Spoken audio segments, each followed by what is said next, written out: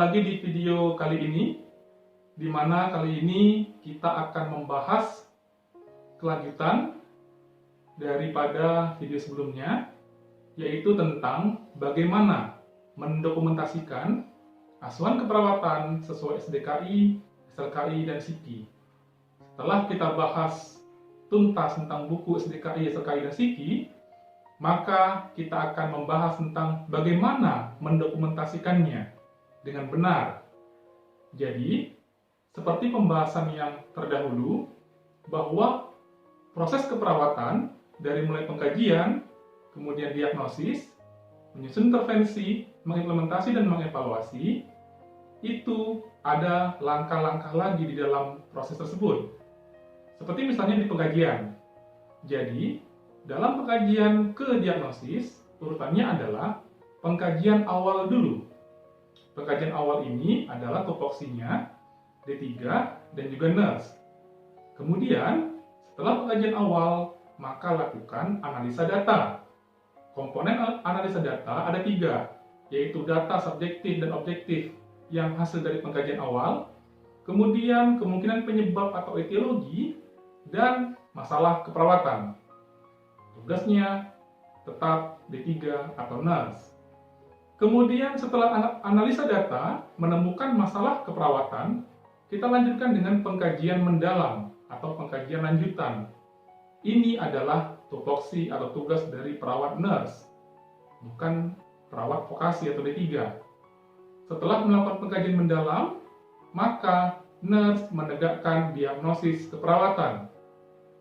Diagnosis keperawatan berbeda dengan masalah keperawatan, di mana masalah keperawatan tadi hanya pernyataan problem saja, contoh misalnya nyeri akut, sementara diagnosis keperawatan memuat rumus. Misalnya aktual, rumusnya adalah problem berhubungan dengan etiologi, dibuktikan dengan tanda dan gejala. Kemudian diagnosis risiko, rumusnya adalah problem berhubungan dengan faktor risiko, dan diagnosis promosi kesehatan, yang rumusnya adalah problem, dibuktikan dengan gejala peningkatan kesehatan. Jadi harus lengkap ketika berbicara tentang diagnosis keperawatan. Oke, sekarang kita coba masuk ke langkah pertama dulu. Nanti kita akan bahas sampai ke evaluasi keperawatannya. Kita akan masuk ke format pengkajian keperawatan. Nah, format pengkajian ini tidak hanya sekedar mengisi form kosong. Jadi jangan perawat beranggapan bahwa mengisi form pengkajian itu adalah mengisi hanya sekedar checklist pada form kosong.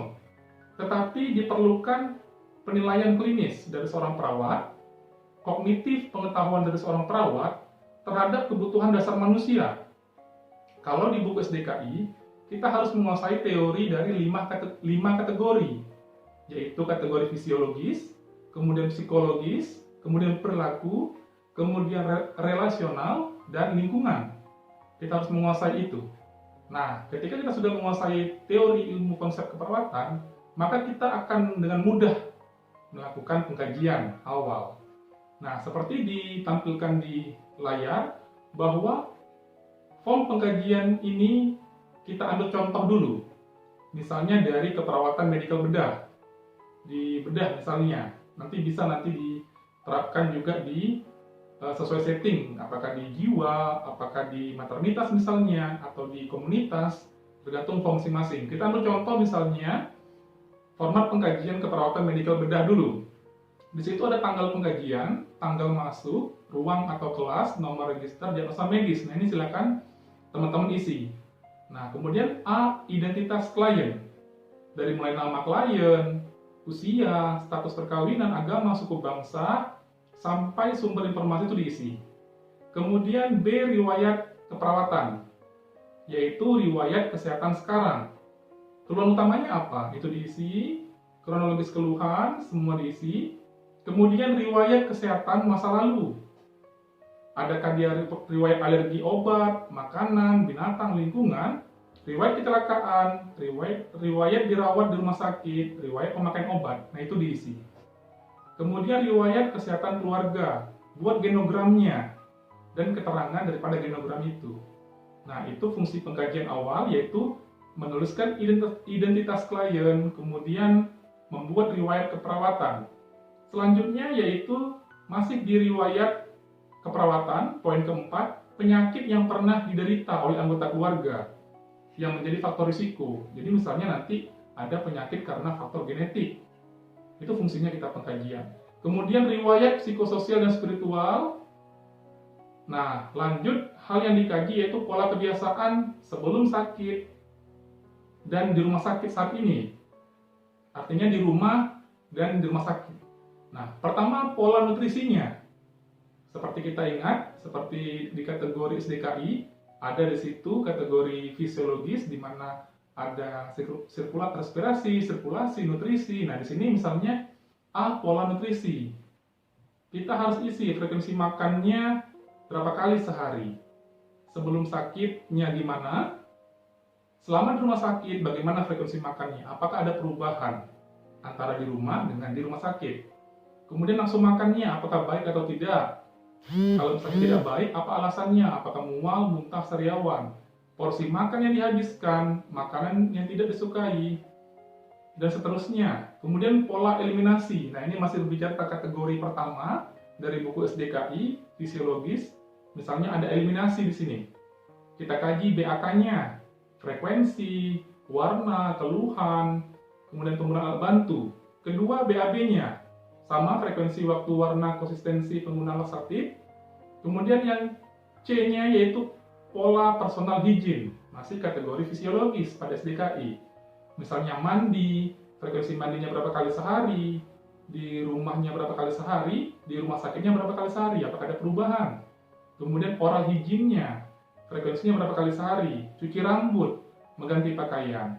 Kemudian pola istirahat dan tidur, lama tidur siang, lama tidur malam, kebiasaan sebelum tidur.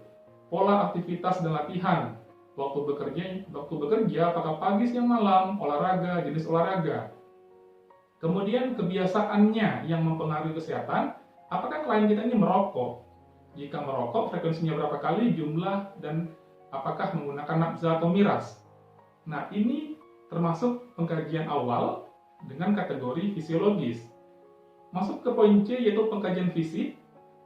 Dari mulai pemeriksaan fisik umum, kita isi berat badannya, tinggi badannya, tekanan darah, nadi, frekuensi napas, suhu tubuh, keadaan umum, kesadaran, apakah ada pembesaran kelenjar getah bening. Kemudian sistem penglihatan, dari mulai mata, posisi mata, kelopak mata, pergerakan bola mata, konjungtiva, apakah anemis atau merah muda atau sangat merah. Kemudian kornea, sklera, pupil, otot-otot mata, fungsi penglihatan itu diisi semua. Kemudian sistem pendengaran, jadi ini format pengkajiannya per sistem. Dari daun telinga pada sistem pendengaran, apakah ada serumen, jika ada warnanya bagaimana, konsistensi baunya, kondisi telinga tengah, cairan dari telinga ada atau tidak, tinnitusnya ada atau tidak, dan seterusnya. Kemudian sistem bicara, apakah dia apasia, apakah normal, seperti itu. Kemudian sistem pernafasan, bagaimana jalan nafasnya, bagaimana pernafasannya, sesak atau tidak sesak, apakah menggunakan otot bantu nafas, frekuensinya, iramanya, jenis pernafasannya, apakah ada batuk, bagaimana dengan inspeksi, palpasi, perkusi, auskultasi pada sistem pernapasan. Nah, itu perlu dikaji. Kemudian sistem kardiovaskuler, sirkulasi perifernya, isi nadinya berapa kali, iramanya bagaimana, denyutnya lemah apa kuat, tensinya, tekanan darahnya, apakah ada distensi vena jugularis, temperatur kulit, warna kulit, pengisian kapilernya, CRP-nya bagaimana, apakah ada edema. Kalau ada edema, apakah di tungkai atas atau tungkai bawah, dan seterusnya. Tentang sirkulasi jantungnya, kecepatan denyut apikal, irama, kelainan jantung, sakit dada. Kemudian sistem hematologi diisi, sistem saraf pusatnya diisi. Apakah mengeluh sakit kepala? Tingkat kesadarannya bagaimana? Nilai GCS-nya ya, EMV-nya, sama motorik sama verbalnya bagaimana? Apakah ada tanda-tanda peningkatan tekanan intrakranial? Itu diisi semua lengkap. Sistem pencernaan juga diisi. Kemudian sistem endokrin, kemudian sistem urogenital, sistem integumen, sistem muskuloskeletal, itu diisi semua. Nah, di situ ada data tambahan. Artinya, apa yang kurang pada pengisian form di awal itu, silakan masukkan data tambahan yang tidak bisa di checklist. Dimasukkan di sini, dibikin narasi atau uraiannya. Nah, kemudian data penunjangnya harus masuk. Misalnya, apakah hasil labornya, kemudian ekspertise dari radiologinya, masukkan. Kemudian hasil endoskopinya, ekspertisenya. Lengkapi dengan tanggalnya, biar tahu tanggal berapa diperiksa. Kemudian, penata laksanaan medisnya dari dokter. Cairannya apa yang diberikan? Dibuat misalnya IVFD, RL misalnya. Kemudian waktunya berapa lama dihabiskan. Kemudian dietnya, diet dari dokternya, diet apa. Kemudian obatnya, obat-obat IV, apakah obat IM, apakah oral, ditulis semua di situ. Kemudian baru yang mengkaji. Nah, siapa yang mengkaji? Pada pengkajian awal ini yang mengkaji adalah perawat D3, vokasi, atau boleh juga nurse. Tulis nama perawat yang mengkaji dan jangan lupa tanda tangan. Jadi aspek legalitasnya yaitu nama dan tanda tangan. Bahkan ada sebagian yang sudah punya cap, di mana di situ setiap selesai melakukan dokumentasi langsung dicap oleh yang bersangkutan. Nah, itu contoh pengkajian awal di form pengkajian keperawatan medikal bedah seperti itu. Nah, itu diisi ya, teman-teman di medikal bedah sudah sering melakukan ini. Nah, itu adalah pengkajian awal. Nah, bagaimana kelanjutannya yaitu analisa data. Nah, analisa data dari situ kita isi form analisa data.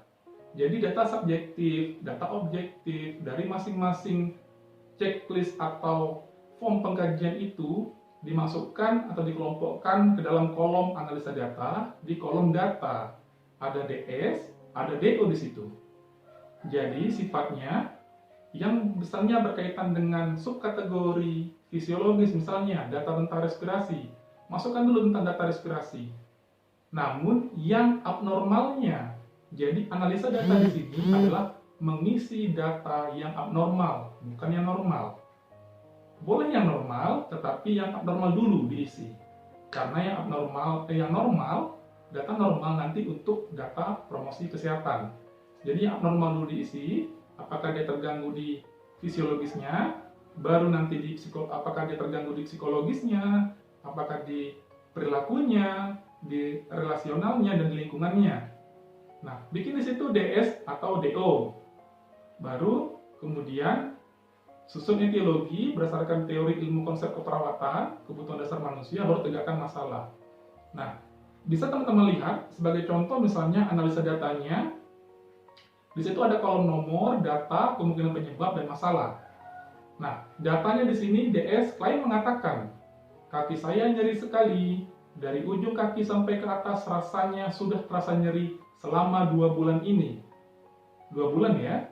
Data objektifnya tampak meringis, tampak posisi menghindari nyeri, tampak gelisah, TTV-nya tensinya 150/95 mm Hg, RR-nya 24 kali per menit, nadinya 126 kali per menit, T-nya 37 derajat Celcius.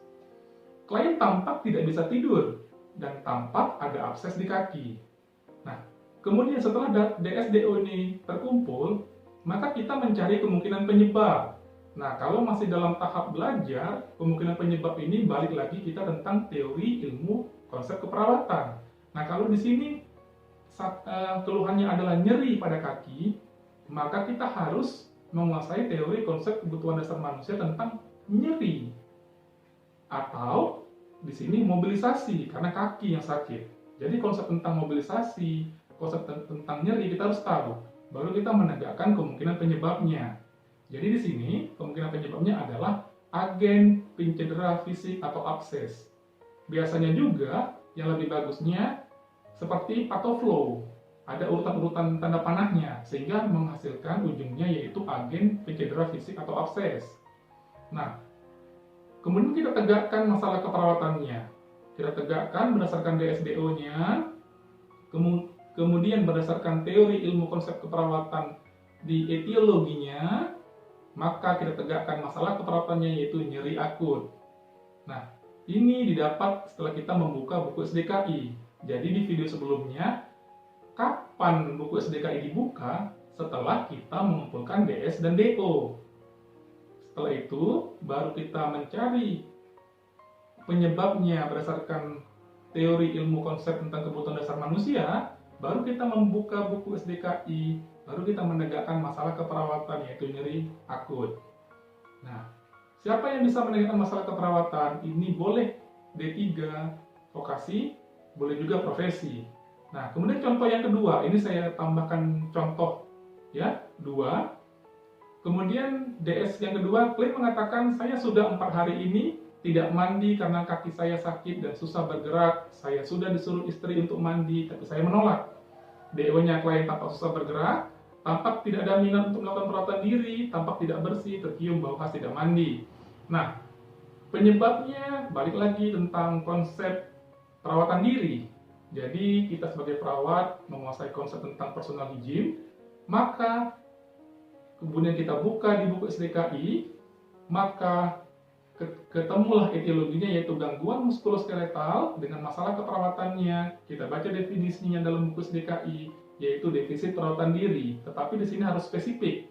Apakah dia defisit perawatan diri berpakaian, toileting dan sebagainya. Karena di sini masalahnya Anda tidak susah mandi, maka masalah keperawatannya itu defisit perawatan diri mandi. Nah, setelah kita melakukan analisa data,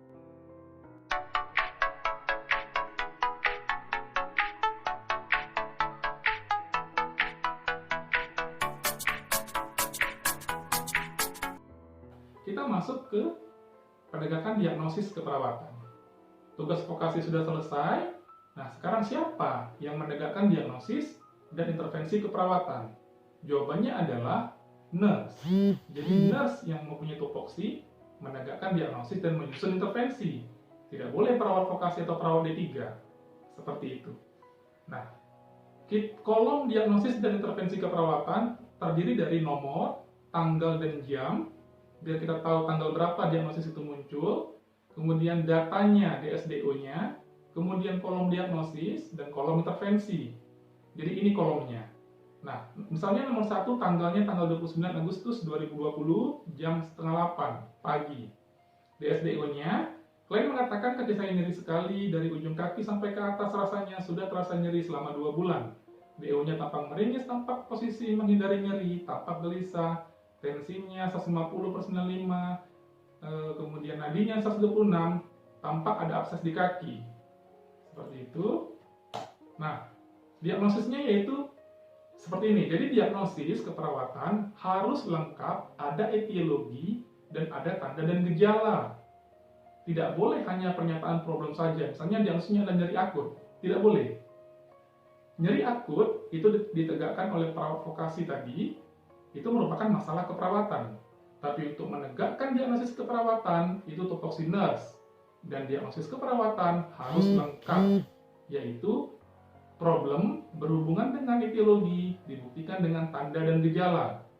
Di sini nyeri akut berhubungan dengan agen pencedera fisik dibuktikan dengan klien mengeluh nyeri dan tampak gelisah, tekanan darah 150/95 mm Hg, nadi 126 dan tidak bisa tidur.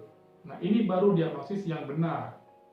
Jadi, saya sering misalnya melihat dan membimbing mahasiswa dan juga menilai misalnya angka kredit dari teman-teman perawat yang PNS, jika misalnya menegakkan diagnosis tidak lengkap seperti ini, karena kita sudah menggunakan standar nasional SDKI, maka saya tidak bisa membetulkan diagnosisnya kalau hanya pernyataan problem saja. Misalnya diagnosis keperawatan yang didokumentasikan hanya nyeri akut saja, atau bersihan jalan nafas tidak efektif saja, atau misalnya gangguan persepsi sensori saja, itu bukan diagnosis keperawatan. Itu hanya pernyataan masalah keperawatan. Yang namanya diagnosis keperawatan balik lagi harus lengkap. Ada etiologi dan ada tanda dan gejala kalau dia diagnosis aktual. Nah, kita masuk ke intervensi. Bagaimana mendokumentasikan intervensi sesuai SLKI dan SIKI? Nah, lihat di sini, setelah dilakukan intervensi selama 3 jam, maka tingkat nyeri menurun dengan kriteria hasil, kemampuan menetaskan aktivitas meningkat, keluhan nyeri menurun, meringis menurun, sikap protektif menurun, gelisah menurun, kesulitan tidur menurun. Di dalam luaran ini, prinsipnya harus SMART, spesifik, yaitu tingkat nyeri, kemudian measurable dapat dicapai, dapat diukur, achievable dapat dicapai, artinya ini mampu ya sebagai perawat kita kejar selama 3 jam, kemudian sesuai realita, dan terakhir kali ada waktunya, time-nya, berapa lama mau kita kejar, 3 jam misalnya, karena kalau nyeri kepanjangan ya kasihan klien kita ya, 3 jam juga terlalu lama ya. Kalau bisa ada keluhan nyeri, kita langsung tangani dengan manajemen nyeri, seperti itu. Nah, bagaimana menuliskan rencana tindakannya? Tadi kan ini baru luarannya. Nah, rencana tindakannya yaitu cari di buku psikinya dan tulis labelnya, judulnya. Contoh diagnosanya nyeri, maka intervensi kita yaitu manajemen nyeri. Kita tulis OTEK-nya, observasi, terapeutik, edukasi, dan kolaborasinya. Kemudian yang kedua, pemberian analgetik, observasi, terapeutik, edukasi, dan kolaborasi. Ini diambil dari buku psiki. Nah, demikian cara dokumentasi, diagnosis, dan intervensi keperawatan. Nah, bagaimana dengan mengimplementasikannya? Yaitu ditulis di dalam catatan perawatan. Ada kolom tanggal, ada kolom catatannya, ada nama tanda tangan. Contoh, tanggal 29 Agustus 2020, dari mulai jam 8, jam 9, jam 10, jam 11, jam 12, jam 1, sebelum pos kompren, ditulis apa tindakan kita, dibubuhkan nama dan tanda tangan. Boleh perawat yang berbeda setiap tindakan, karena masih satu timnya. Tapi harus ada nama dan harus ada tanda tangannya, seperti itu. Nah, ini untuk dokumentasi implementasi. Kemudian, setelah selesai menulis catatan perawatan, misalnya tadi sampai jam 1 siang atau jam 11 pagi, kemudian nurse memimpin pos kompren dengan timnya, dan kemudian nurse membuat evaluasi keperawatan. Bisa juga timnya yang D3 menuliskan evaluasi.